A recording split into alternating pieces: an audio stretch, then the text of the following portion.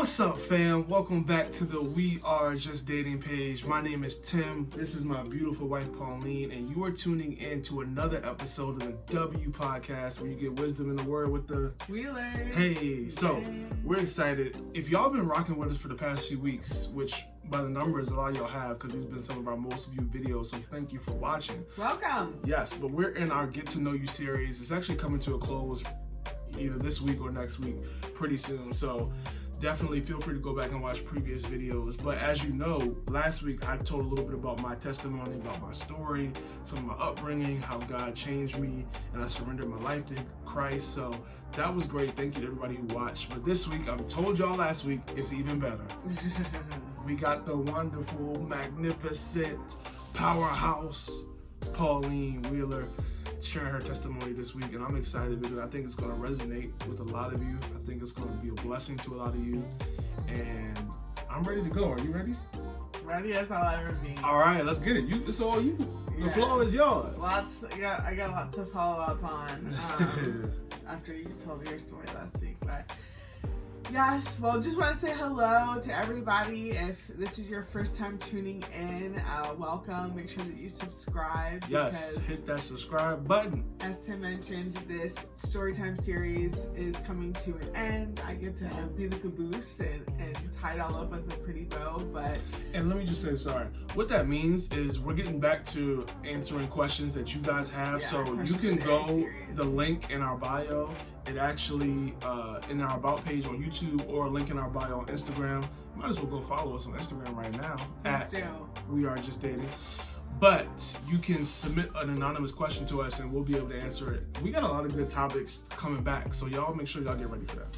Yeah, so this is the end of a quick summer series we did all about us, our proposal story, how we met, and now our testimony. So if that's interesting to you, just go back and check those out. But yeah, today we're kicking it off with my story. So I'm gonna do the best I can to keep it short, sweet, and fun. Yeah, which I'm not short at all. But anyway, so just to give you guys a little bit of background about me. I am originally from Massachusetts. I tell everybody I'm from Boston because the town that I'm actually from, most people have not heard of. Never heard of that. Unless you are in the prep school world, which most people, especially a lot of Black people, are not. But anyway, so I grew up in Massachusetts, and I have a twin brother named Paul.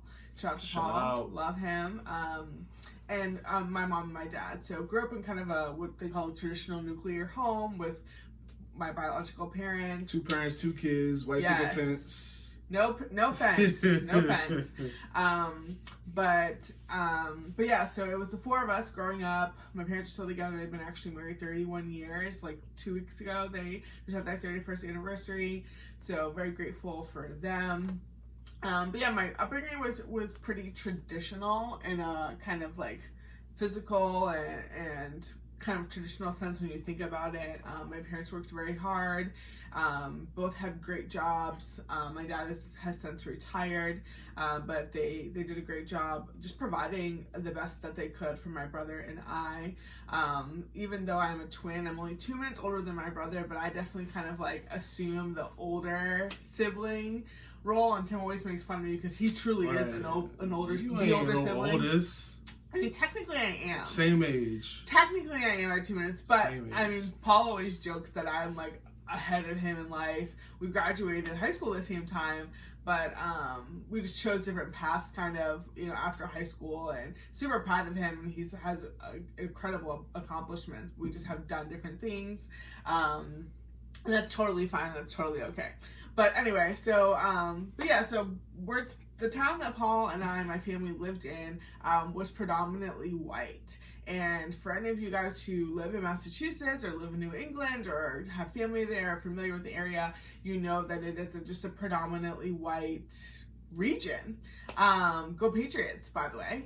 I know, so sad we're not great right now. Nothing without Tom Brady. Y'all ain't nothing without Tom Brady. This is a point of contention in our marriage. Go Ravens.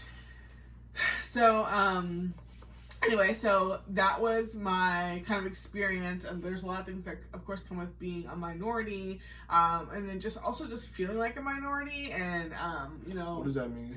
Just knowing that you're different. And it's so funny because I grew up coming to Maryland for Thanksgiving and holidays because my mom's actually from the Baltimore area. Hey, Baltimore. Yes. She ain't from the Baltimore area. She's from Baltimore. She is. Baltimore. She is from the city. Hey. Yes.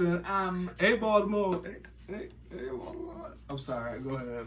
I just got wrapped more. Anyway, so I had a lot of exposure, and of course, like, I have family in Boston, my dad's side of the family, but there's a lot of interracial marriages in there, and there's nothing wrong with that. Of course, that's great.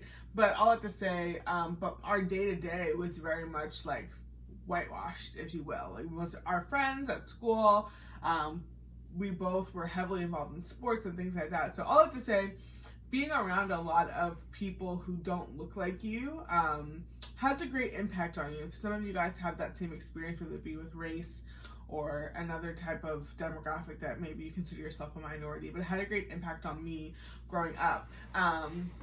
Not in like the traditional sense. I was always very personable, very social. My mom and my dad always made fun of me, saying like, "Oh, you always have to be everywhere. You make friends everywhere you go," and that's great. But you know, it in a way kind of made me feel like, especially when I was younger, I kind of felt like ugly and felt like, oh, I'm never gonna have a boyfriend because I'm black, and like white guys would never like date me because I'm black.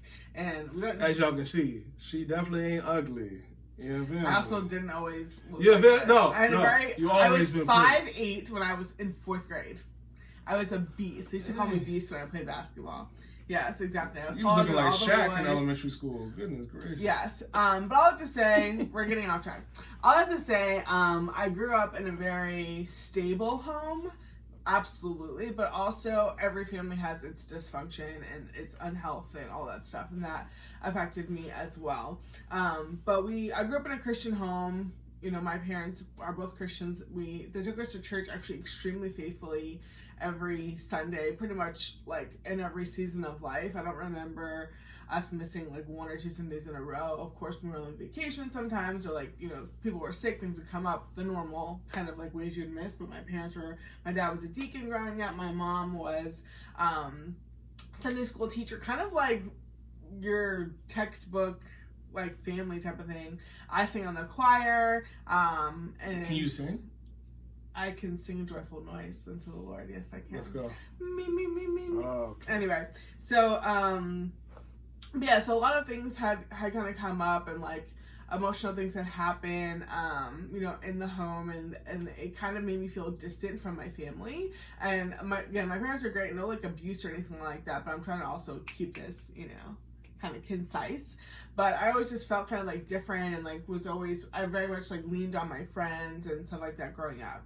So all I have to say, grew up in a Christian home, went to church, but God and Jesus, I'm not gonna say I never really thought of like how Christianity leaked into our home. It was pretty much like church is something we do on Sundays, and a place we go and see family, saw my nana, saw my cousins, saw everybody. And it was more like a social, like kind of community thing versus like, oh, I'm going there to connect with God and to like further my relationship with Him. I never really knew that Christianity like was a relationship. It was more of just like, this is a box that I check. I'm a Christian. Yeah, I'm not Buddhist. I'm not, you know, anything else. So that was kind of what that was growing up. I did get baptized when I was 16, and I kind of did it because I felt like I was supposed to, and I knew that it was like the next natural step. I had seen a lot of my cousins get baptized and things like that, and I like told my mom like, okay, like I want to do it, and she was so excited and so happy for me, but I really didn't know what I was doing.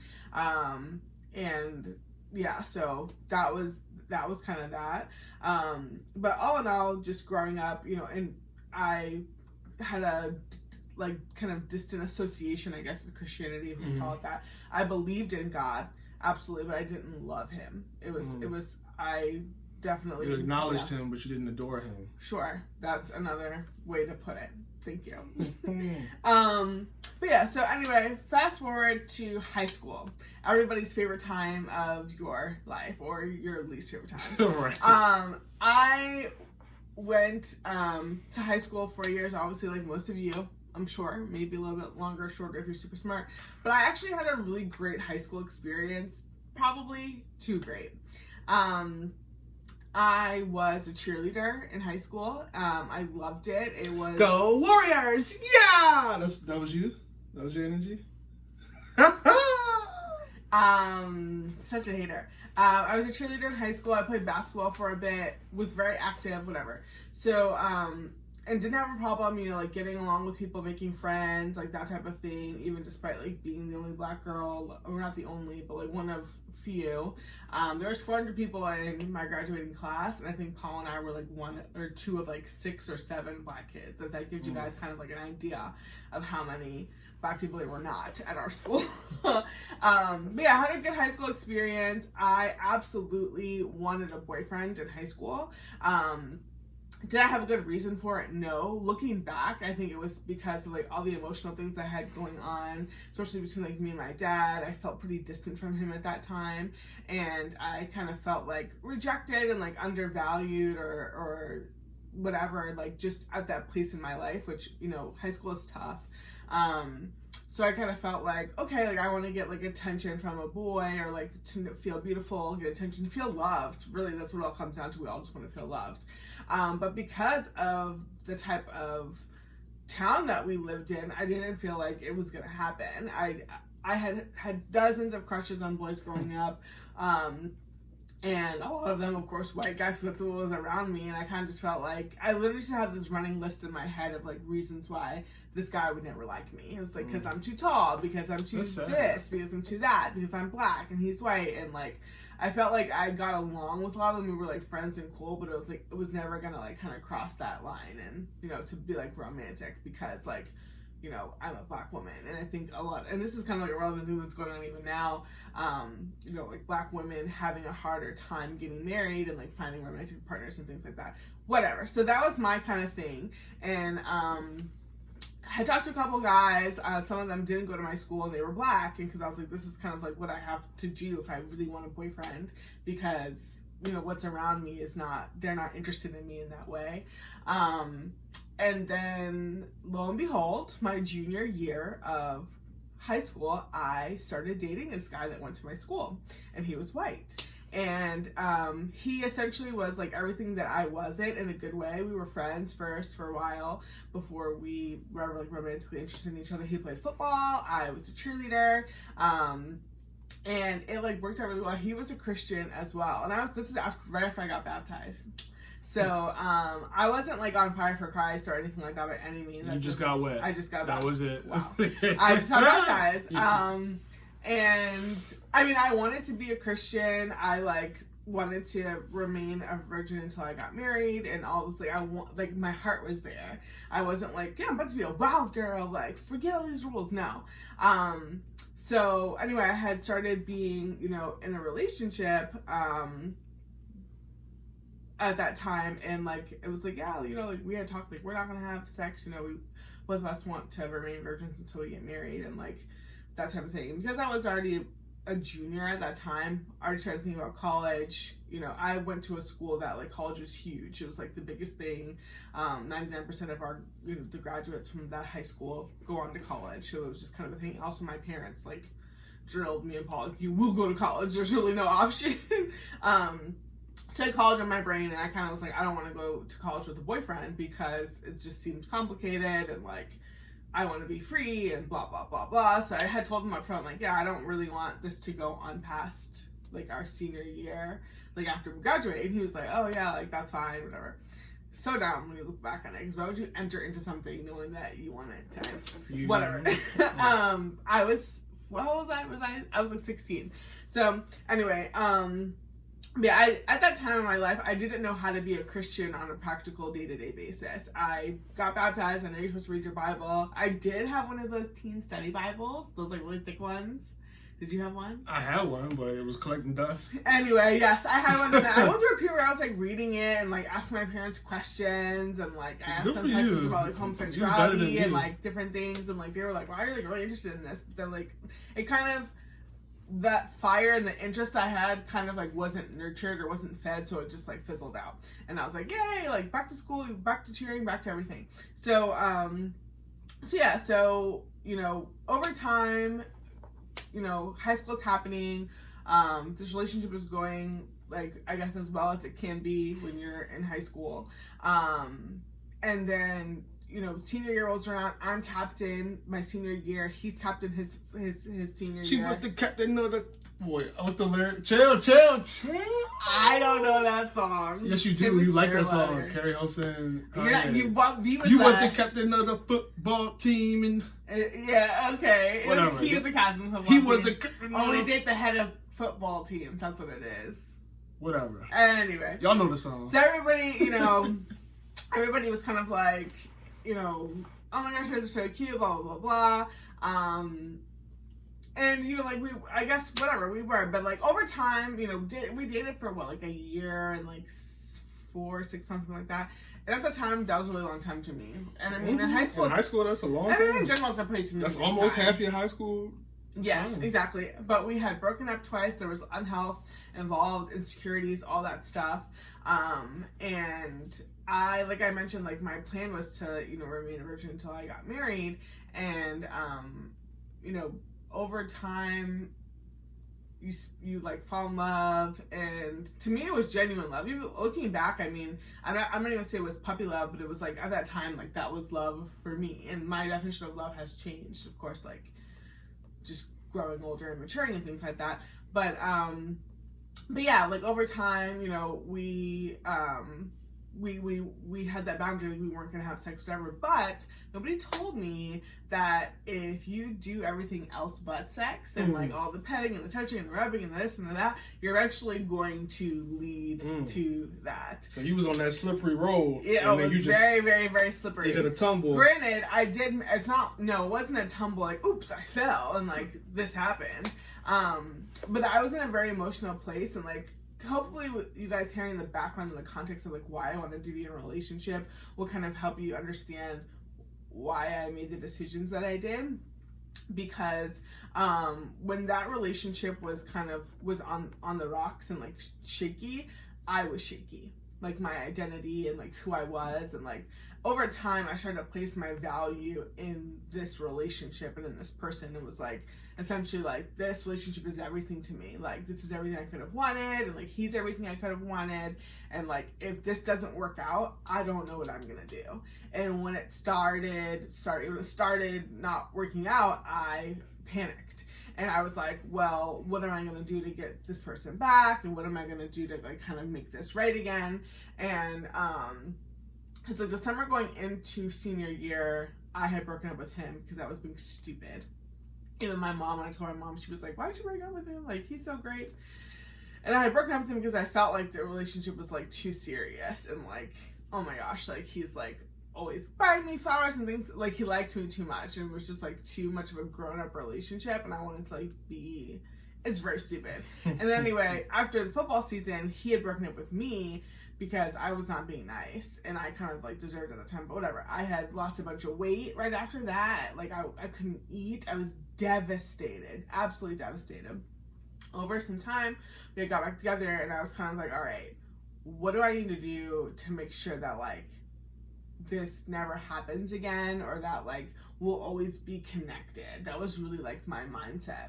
And I was honestly like a Jezebel in this way, like, and I don't say it proudly at all. I'm just saying, like, I was very, you sin when you're, you know, you have no perspective of life and God, and like, you know, kind of big, you don't know what you're doing, you're immature, acting out of your emotions, that type of thing. So I was kind of like, okay, I need to make sure like that I am always connected to him. We only have like, you know, X amount of months until college, and we knew we were going to different colleges, and I just got into Maryland and whatever. So I was like, okay, cool, like we need to, you know, kind of be forever connected by like giving each other, you know, our virginity and stuff. And then like over time, he like kind of was like, oh, like, yeah, like I agree. And I was actually shocked because remember I told you we both were like, yeah, we're not gonna like do anything until, or like not gonna cross that line until marriage or whatever. And I really believed that like that changed everything. I mean, obviously it did, but like the relationship was never the same after that. He was never the same. We were never the same. Which is so funny how the devil works, like, and how, like, he'll tell you, like, oh, do this, it'll make everything better, but he really tricks you into, like, everything being worse. He only comes to kill, steal, and destroy. Absolutely.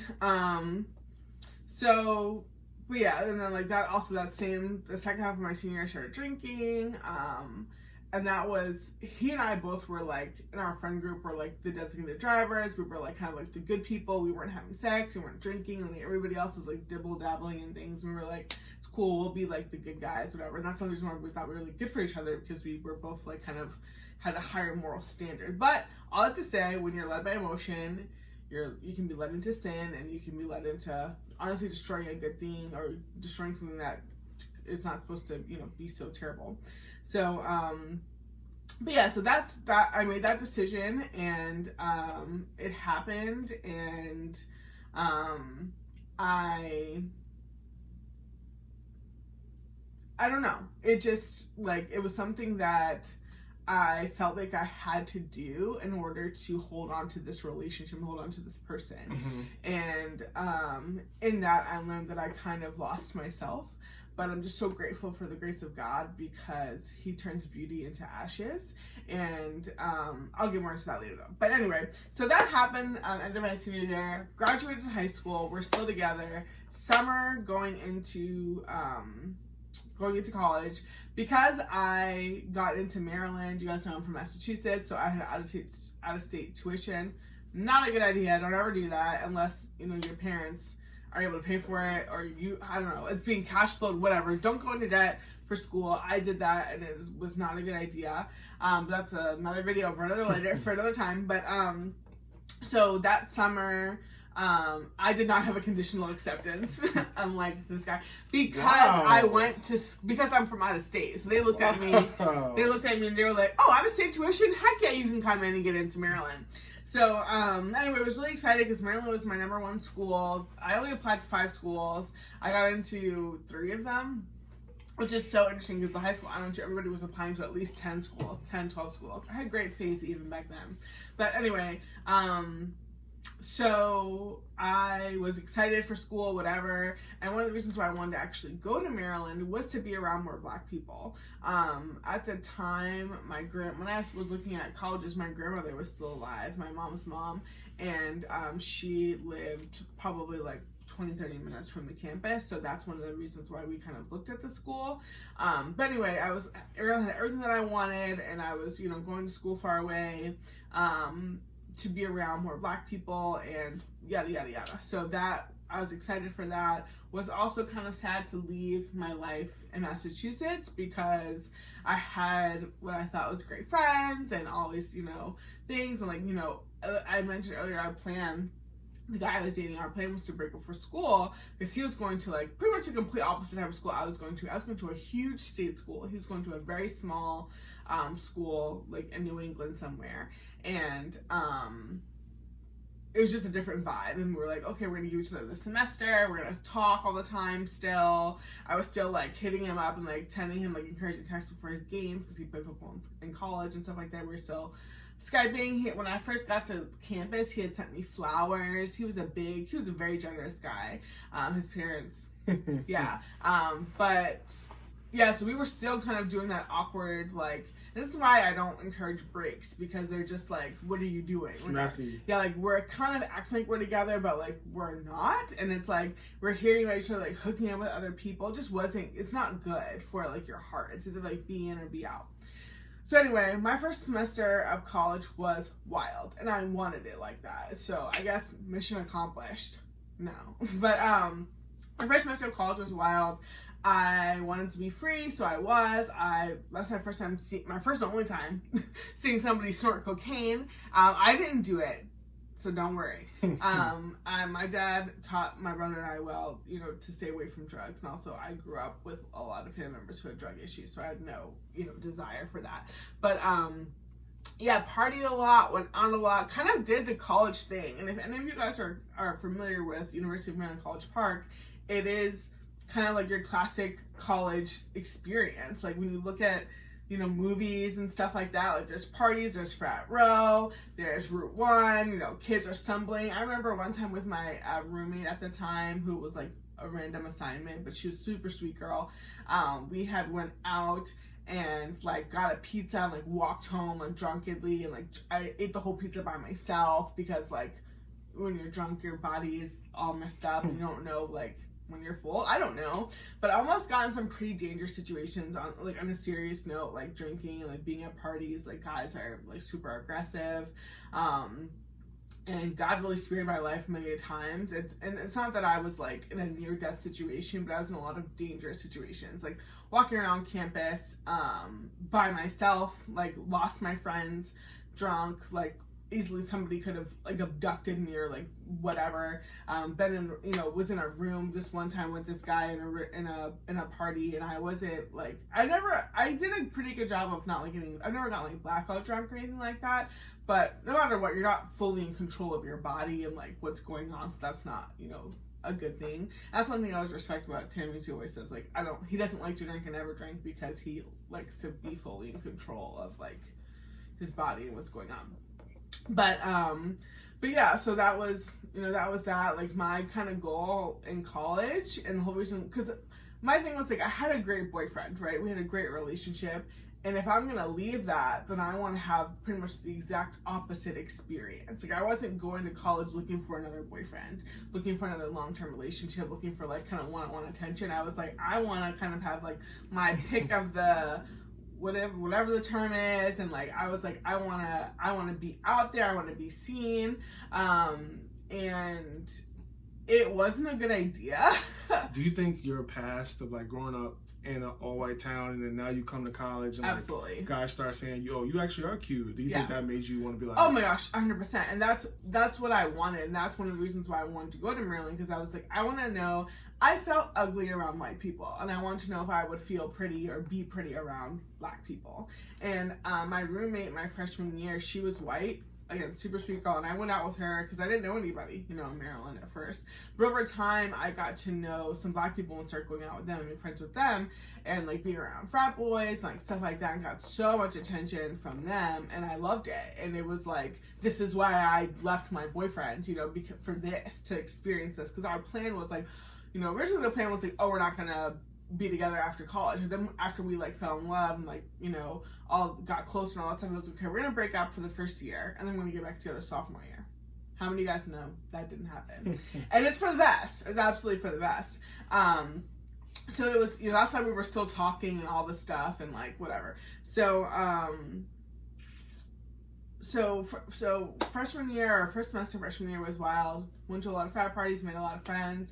I did a okay job keeping my boundaries because I wasn't really trying to, again, get involved or like really give myself. I really wanted like my virginity to like be sacred and stay, you know, I wasn't like, oh, I had sex one time and now I'm just gonna have sex with everybody. No, I was like, that sex is like something that's very sacred and very, you were one of those people who thought like, okay, if you're really in love with somebody, like it's okay. Yeah, I mean, okay, let's just say I did not believe in or want to participate in casual sex. Like, I wasn't like, oh, yeah, I'm gonna go to a club and have sex with somebody. No. I was not. And call me, like, bougie or whatever. Obviously, now it's a good thing. But, like, yeah, that was my mindset at the time. Was like, yeah, I only do that with that person. And that's, like, reserved for him, whatever. So, but, yeah, I had, like, kind of guys. Like, one guy was, like, super obsessive. And it was, like, very annoying. But also, like, this is what I said I wanted. I said I wanted attention, and, like, I kind of got the extreme end of it. I'm not going to call him a stalker, but he definitely didn't understand the word no, and he didn't listen, and I trusted him. Anyway, long story short, there was a time my first semester where I was talking to 5 guys at one time, and some people can say that's, like, slutty, whorish, whatever words you want to use. Sorry if those are offensive words. But that just kind of showed you guys how broken I was and how much attention I wanted and how I didn't really know my value or my worth. And, you know, even being in a relationship, a healthy relationship in high school, and then having somebody say, like, I want to marry you, and, like, that was kind of, because that was the situation with him, you know, we thought we were going to marry each other, we had all these plans that we were going to do after college, this, that, So it was a lot for me. Like, I really thought that I was going to marry that guy. So anyway, all that stuff happened for first semester. At the same time, I had met a friend, a girlfriend who's still one of my good friends today, who she had a boyfriend, whatever. When we connected, we were in a class together. And then she ended up going to this event and giving her life to Christ. And the way that she told me about it was, we were in a class, it was like a UNIV 100 class. When anybody goes to Maryland, you know what that is. But that specific class, they were talking to us about like safe sex. Don't really know why. But anyway, and they were like handing out condoms and stuff. And I was like giving some to her, like, oh, you need these because you and your boyfriend. Because like 2 weeks before that, she's telling me how like they have such great sex and this, that. And I was like, okay, like good for you, whatever. And then, so I was like, hey, you need these. And she was like, looked at me and she was like, I don't have sex anymore. And I was like, what happened? Like, did you guys break up? And she was like, no, like, I can't really explain it all to you right now, but like, you know, I just don't have sex right anymore and blah, blah. And I was like, okay, whatever. So all that stuff is happening. I'm feeling like pretty decent about myself in the sense of like, I'm still talking to my ex. We're cool in a way. That's who I want to be with, but I kind of felt like I had to get this first semester. Kind of people say, like, oh, get out of your system. Like, get the party and get all that stuff out of your system. I definitely was subscribing to that. Because in high school, even friends, parents would tell me, like, yeah, you guys don't need to date when you go to high school, when you go to college. Kind of like the whole, if you love somebody, let them go. If they come back to you, they're really yours. I mean, maybe that works in movies, and maybe it does happen for some people in real life, and you do need just because it happens don't mean it works. But, right, and it's not necessarily a rule, but sometimes an exception. So anyway, I was banking on that. I was like, yeah, this guy loves me, I love him, we're gonna be back together. If anything, like, I'm the one going to the big school with all these options, like, he's going to this little school, like, whatever. Anyway, so, I'm feeling good about myself, you know. I said I'm talking to these 5 guys, half of them are fat guys. All of them are older than me. Some play football, some, you know, are on this sports team at Maryland, D1 athletes. I'm like really feeling myself, like, okay, like on the outside, this is why I came to this school, was to like get this attention, to get this experience, to know that I'm pretty, to know that like I can hold my own, whatever. And then secretly, I'm like really wanting to be with my ex, whatever. So, lo and behold, you know, Thanksgiving comes around, my family decides to come down to Maryland for Thanksgiving, and which is not unusual. As I mentioned, we did that growing up. So I'm like, okay, cool. So I don't go back home for Thanksgiving, which is like where I grew up. Your first Thanksgiving away is kind of like a reunion. Everybody gets together. It's your chance to see everybody, go to the football game, blah, blah, blah. And I was going to miss out on that. And I kind of felt like some type of way towards my ex because I was like, you know what, you know, we haven't been talking that much lately. And he had texted me and was like, hey, when are you going to come home? And I was like, yeah, I'm actually not. And in my head, I was like, this is what you get for not like, you know, trying to talk to me these past couple of weeks or whatever. And little did I know that would be like the last time that he tried to reach out to me. So I was absolutely humbled. So, over time, because I think winter break, I like hit him up when I came home because we had a long winter. At Maryland, the winter break is so long; it's like 3-4 weeks. So I had like texted him like, "Hey, like, do you want to meet up, whatever?" And then he like was not answering me and was like just giving me the cold shoulder and all these different things. And I was like, "Oh wow, like this is how you want to play it? Like, cool. Like, I don't need you either." You doing this to me? Yeah, exactly. You know who I am on UMD campus? Well, not even I'm that. the queen bee. But I was kind of just like. Wow, like, okay, cool. I'm like, in a way, it's not a bad thing to act like that because I don't think women should chase men and that type of thing. But anyway, I had felt so abandoned and so rejected. And I just felt like, wow, this is happening. Like, the one thing that I was afraid of is actually happening. When I tell you guys that all the faith and belief that I had in my heart was that this was my guy. Like, this was my husband. This was the person that I was going to marry. So many of my friends in high school, of course, didn't have relationships. And I had felt like that was supposed to be me. But then I felt kind of like God had shined his face on me by bringing this person into my life and getting us together and like building the relationship that we had and all these different things. And the fact that I felt it like slipping away, and maybe like I took advantage of it by breaking up, and I absolutely think that I did, because why would you break up with somebody to get back together with him? That's not nice. It's kind of like saying like, well, I can have you whenever I want, even though he felt the same way, and he also wanted to be free and like all that stuff. But anyway, so that was the end of 2011. Going into the beginning of 2012. This is before my second semester of college, of freshman year started. So I was feeling just beside myself. And if any of you guys know me, I am very dramatic, in like the sense that I'm passionate, I'm all in, I'm all out. If I'm about this relationship, I'm about it, and if I'm not, I'm not.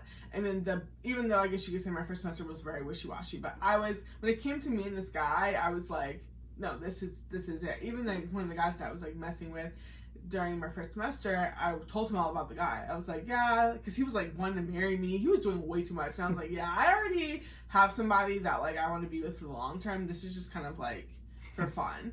And he was like trying to change my mind, and I was like, bro, I don't even know you, like chill. So he like wanted to meet my parents, and I was like, yeah, you're doing too much. That's not gonna happen. But anyway, so I come back to school the beginning of the semester, and that friend that I had mentioned to you guys, she had gotten saved. Her and I stayed friends, and like, you know, I would go over to her room, stuff like that, and we'd hang out. And she told me her testimony, and I don't really remember how I felt about it. I was just kind of like, oh, good for you, I'm already a Christian. And she was like, no, like, cause we're like listening to Drake or something. She was like, oh, I can't listen to this anymore. And I was like, well, if you're not strong enough, if you're not strong enough, you know, I was like, you can listen to both. You know, you can listen to gospel and listen to rap. You just have to be strong enough to do both. And looking back, so stupid. And I love her so much. She's such a sweetie. But yeah, so coming back, she had, before Christmas, she had invited me to go to this conference, to a Christian conference. And I was like, okay, cool, like, I'll go, I'm a Christian. Because I left this part out, but during my first semester, I was going to church here and there with friends in Maryland. So there was a bunch of churches, ours included, and Tim told that story, that would send shuttles to college campuses, and they would give you food. It was great. So a couple of times I went to like these random churches with friends, also the same friends I'm going out with and partying and this and that. And but yeah, so my parents did a great job of like teaching me how to build the habit of going to church. So I was in the rhythm of it. So if someone invited me, yeah, sure, I'll go. But I'm not over here like thinking my life is gonna change when I go, or like going there with a really open heart. I'm also seeing people at the church that I just saw like bumping and grinding and twerking the night before, so it's kind of like, I mean, that's, you know, not really anything different. And like, there's nothing wrong with that, but everybody's welcome at church is what I'm trying to say. But anyway, so she invites me to go to this conference in February. So my mom pays for it as like part of my Christmas gift. Super nice of her. So okay, I'm going to this conference because I'm a Christian, you know, like whatever, yeah, it's called, but a Christian conference. Like, I didn't really expect much of it, but she's telling me it's going to be incredible, this, that. And as you guys know, overall, I'm feeling like pretty low at this point in my life. I'm feeling like the one good thing in my life has like slipped away from me, because my ex won't talk to me. I'm noticing he's like just like super distant, super strong-armed. Talk to my friends from high school, and they're like, yeah, I don't really know what's wrong with him, like blah blah blah blah. And like, these are the same people who are like, yeah, you guys are gonna get married, da da da da. What do they know? What do any of us know? But anyway, I just felt so lost, and I felt so, you know, kind of just, God, I need you. Like, I was very desperate. And I remember writing like a list at the beginning of that year of like New Year's resolutions, saying, okay, well, I'm not gonna do what I did first semester. I'm not going to like mess around with boys. I'm not going to do this. I'm not going to do that. I'm not going to party. Like, God comes first. I don't really know what that meant when I said that, because again, didn't really know the practical pieces of how to be a Christian, read your Bible, worship, all those different things. Had no idea. But I just said, like, you know, I want to put God first. And I've made lists like this before in the past. So, you know, what makes this time like different? But I was very broken. I was very sad. I was very depressed. Thinking about like, wow, like, what if he doesn't come around? Like, but I was very hopeful that he would, because I'm like, you know what, it's only been a couple months, like, we just need to see each other, blah, blah, blah, but he wouldn't even, like, see me, and that was, like, really hard for me. Like, wow, I can't believe we both were home, and you didn't even try to see me. Like, that was really tough for me. Again, felt abandoned, rejected, alone, all that. So at this conference, it was a bunch of young people. It was a bunch of college age and even some high school people who were chasing after God. Most of them were African American or Black or, you know, of minority association, if you will. And that conference forever changed my life. I grew up, I told you guys I grew up going to church, grew up going to two major Baptist churches, like two, not major, but like we went to two churches growing up. One was like the first half of my life, which is like where the majority of my family went, and then there was another local Baptist church that I can still go to that I went through like middle school, high school time. Both of those churches, looking back, really taught me like passive Christianity. Like, okay, you're a Christian because you're in the building. Like, yeah, like this is kind of like, yeah, of course you're a Christian. Everyone's welcome here, which is great. But nobody challenged one another. I never, I grew up seeing like the pastor at my first church. He wasn't married, was sleeping around with women, even got some women pregnant. He's still on the pulpit, like still just like, kind of, do we really believe what we're preaching type of thing? And then the second church, the pastor's son was sleeping around, doing things, and like, not that he can control his son, but kind of like, I didn't really see Christians taking their faith seriously when I was growing up. So, and these are adults that are like getting divorced, getting remarried, doing this, doing that, drinking, all this stuff. And then to go to this conference and then to see people laid out on the floor worshiping Jesus. I'd never seen that before. And Tim knows because he's been to, you know, these churches that I grew up in when we would go home to visit my parents. But it was very, I don't know if apathetic is the right word, lifeless, it could be another word. And I'm not trying to come for them because they have there's great people who go there and I love them and they make incredible impacts in my life. It was just your experience, right? Because they may feel different. Right, exactly. But going to this conference and seeing just people crying and people abandoning themselves at the altar and like breaking their CDs and pulling off jewelry that like was not honoring to God. And like at this time, it was right around when Whitney Houston had just passed away, and that was of course just like heartbreaking in general because everybody loves her, still love her, but then like talking about like where do you think she is, and like, you know, as far as heaven and hell and things like that. And it just, the conference was just so impactful to me because I've never seen young people my age and younger sold out for Jesus Christ. I always kind of thought that being a Christian fully was something you did when you were older. Yeah. It was like, okay, I'm going to take my kids to church and I'm going to read the Bible with my kids, but it was never something that I'd seen individuals do. I felt like it was kind of like a responsibility, like, oh, I have to teach my kids about Jesus, even though the way that I grew up, my parents didn't really teach us in the home. It was like, oh, you go to Sunday school and kind of like figure it, like they'll teach you there type of thing. So I never really saw authentic Christianity. You know, I would see people in the church are the same ones who are cussing each other out in the parking lot. You know, that type of thing where it's like, you don't really respect it because it's not really real. You don't see them walking it out in their daily life, I'll say that. So, and that conference changed my life, and because I was just at such a vulnerable and raw place, I was desperate for change.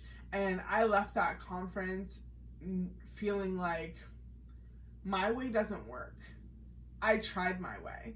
I tried giving up my virginity. I tried to get boys' attention. I tried, you know, talking to all these people at one time, kissing all these different boys, like, you know, partying, drinking, all that stuff. Like, I had tried it. Basically, I tried the world's way. I tried my way, and it didn't work. So I completely surrendered my life to Christ during that conference, and I was like, Lord, like, you have my life. Like, as much as I don't want to give you my heart and like kind of like my plans for this relationship, for my life, I wanted to pledge a sorority, I wanted to do all these different things, and I felt like God was just like, give it all to me. And I literally, in my spirit, had a vision of like God's hand reaching out to me, and he wanted me to give him all of those plans. And I didn't even really get it, and I can't get into what it all means to me, but the relationship and then, you know, my future were those main things.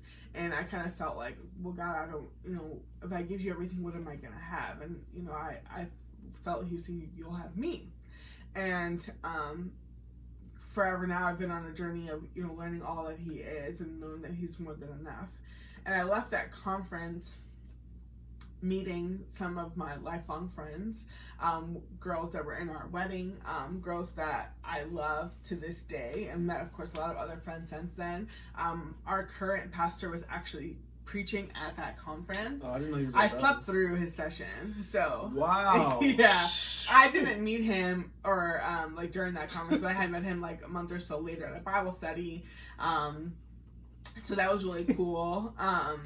But yeah, so the passion was just so exciting to me, and to find out that I could be passionate about Jesus, because like I said, I'm a very passionate person, and I need something to kind of like direct my passion towards, and God was that thing now. And I saw things I had never seen before at that conference. I had demons being cast out of people, and that might sound weird to some of you guys depending on like your upbringing or like just what you know, and that's totally okay. I don't think anyone should be like used to seeing demons being cast out, but it basically was like a whole new world to me. The spiritual one was fascinating to me. It was scary obviously as well, but obviously it was like, wow, like this is something new.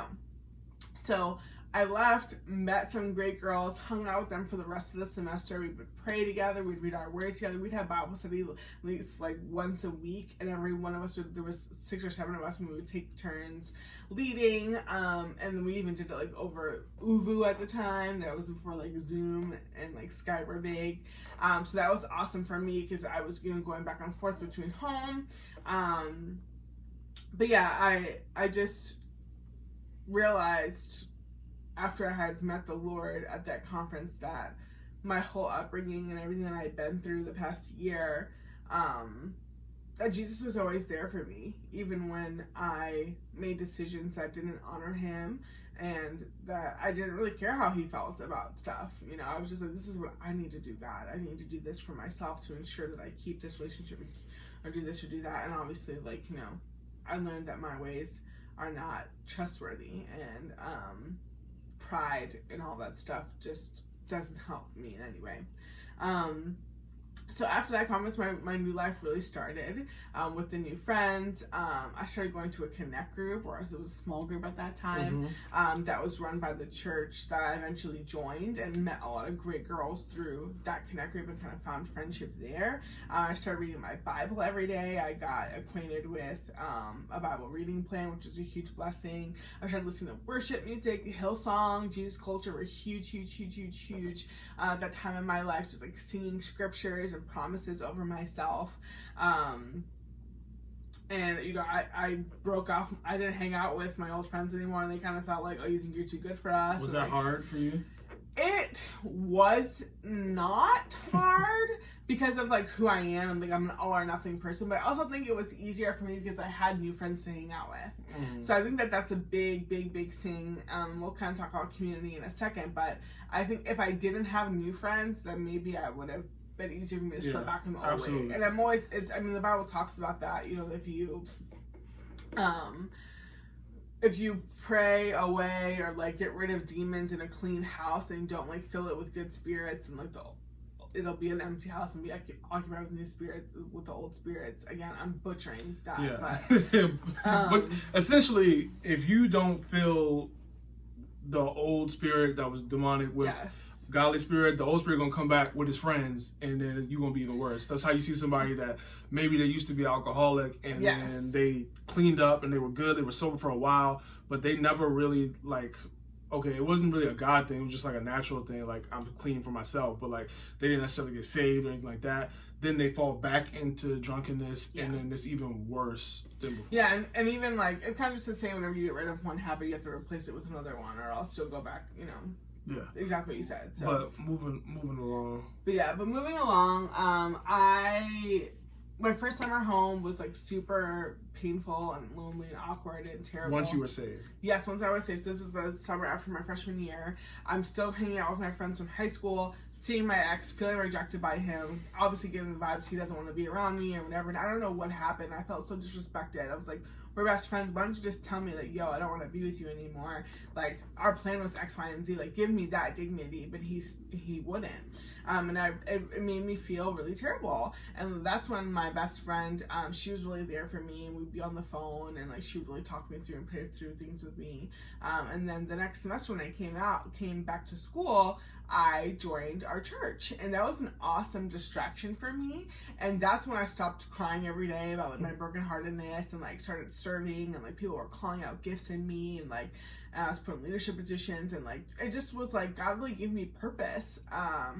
And I was like, months had gone by, and I was like, I hadn't thought about, you know, my relationship or my ex or whatever. And that was like such a healing moment for me, because I was in so much pain, y'all. I don't think that I could even like explain it to you. And then I lived with friends that were also about the same business as I was, as far as pursuing Christ, and that was major. That was major influence for me as well. But church was like a game changer. If I didn't join the church when I did, I think that, you know, I would be in a much worse shape, and I wouldn't have grown, you know, the way that I did. And ever since then, you know, like our church has gone through a lot of changes, but I think that's why maybe I hold our church in the place in my heart that I do. I didn't get saved there, but I stayed saved there. They kept me saved, and kept me saved from myself and like my emotional destruction and my emotional kind of like turmoil that I was going through. And like I said, was a healthy distraction. But I think for me, kind of like tying it all up, how I stayed saved, I put them in two major buckets. One would be that I disassociated myself with my old life. And let me just clear this. When she says stay saved, she's just saying like what helped her continue to pursue Christ. That's what she right, means. And not fall back into my old ways. Of course, you know, the Bible says that, you know, when you come to Christ, your mind is renewed, which is absolutely true. But if you renew your mind is like a daily thing. Right, because there's a passage, and I'll let you get back to what you're saying, but there's a passage that talks about someone who throws out seed, and seed falls on good soil, seed falls on bad soil. And if you don't have any good soil, you can hear about Christ, but it never takes root in your heart. So maybe you do walk out with God for a few weeks, but eventually you're going to go back to living how you Just were. like me trying to be baptized when I was 16, right. But I had no community, I had no tools. That soil was trash. Yes, it was not good soil. And I always look back like, wow, what if I was like actually got saved? And I probably wouldn't have gotten that relationship, because I would have, you know. Your priorities would have been different. Right. Anywho. Right. But yeah, so disassociation with my old life, which was helpful. And I'm not saying like cut off all your friends and don't talk to people. Like if you just got saved yesterday or you're giving your life to Christ now, I'm not saying like be rude to people and cut them off and all that stuff, because Jesus was friends with sinners and we're all sinners. But I think that there has to be like a demarcation and like more boundaries put in place, because you can't help. It's easier for people to pull you down than for you to pull them up. So I had to, and I was nice to the people that I was friends with, but it was more like, okay, over time we have less and less things in common, and I was trying to feed my spirit man more and more and more and more. So that's what I mean by disassociation. Love Jesus more than you love your sin. So if your friends are like, oh yeah, like come out and drinking with us, come out, and my friends would invite me out, like, oh, I don't really go out anymore, but we can go to lunch, or we can go for a walk, or we can do this, or we can do that. So it's not like I'm just disassociating myself from the person, but from the activities and from the sin. So that's what I mean. And then the second bucket would be building my new life. So you can't just, you know, like we said, empty everything out and then just leave it empty. You have to fill it with good stuff, fill it with the Holy Spirit, fill it with God's word, with worship, with I was huge on like memorizing verses and like writing them on index cards. I read a ton of blog posts from other like godly women. I journaled, watched YouTube videos about like God's word and everything. I just completely threw myself in there. And again, that's the type of person I am. I'm like all in or I'm all out. And but not everybody is like that. So there's that. But yeah, and friendships were huge too. Again, community, and I think Tim touched on that in his story as well. But it's really, you're not meant to do this thing by yourself. You won't be successful if you do it by yourself in the long run. But yeah, so those were kind of like my tips, or like looking back on what helped me to continue to pursue Christ after having such a radical encounter with him. Yeah, that's 10 good. years ago. So what would you say to somebody who's watching right now and like maybe they're on the fence of like, all right, what you said was cool, but I don't know if I really want to surrender my life to Christ. Is there anything you would say? What would I say to somebody who's on the fence about surrendering your life to Christ? I would say this. I would say try Jesus out for like 6 months, which maybe, if that's too long, 6 weeks. Yeah. And if he disappoints you, then don't go back. But I've learned that if you give God a little bit of you, he will do more than what you can imagine with that. He just needs a little crack of hope, a little crack of, faith. Are you trying and you giving him that space in your life? Yeah, that's good. That's what I would say. Well, thank you for watching this episode. There may be some Sorry of it was you, so long. there may be some of you, and that was really good. Thank you for sharing your heart. And for those who may be on that line and you want to give your life to Christ, you want to surrender, but you don't really know how to start, we actually want to help you start right now. Is that right? Yeah, so we want to just take advantage of this opportunity.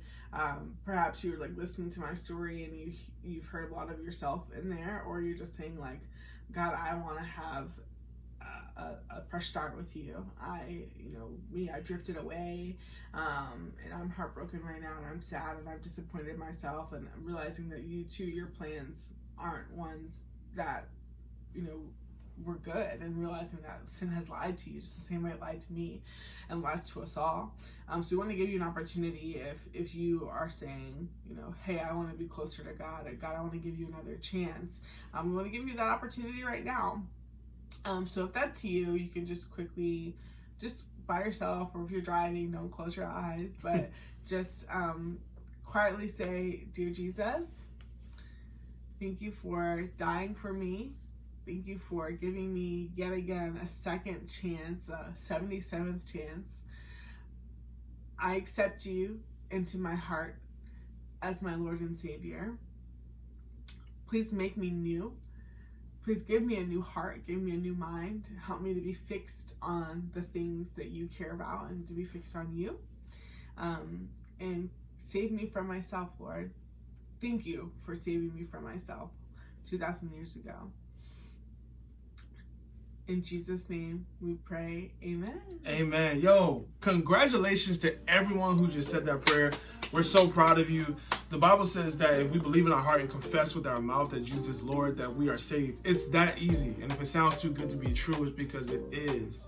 But we just want you to know that we're super excited for you. This is a dating page, but you can't have godly dating without God. So you have to have God in order to have these type of healthy relationships. So we're excited that you joined the family.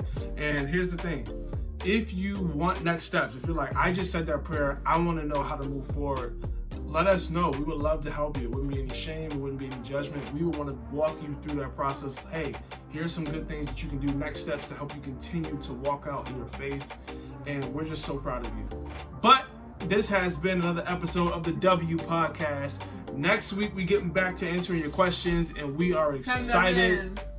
It's going to be good. We got some good stuff to talk about. So we'll see you guys next week on the W Podcast. Bye.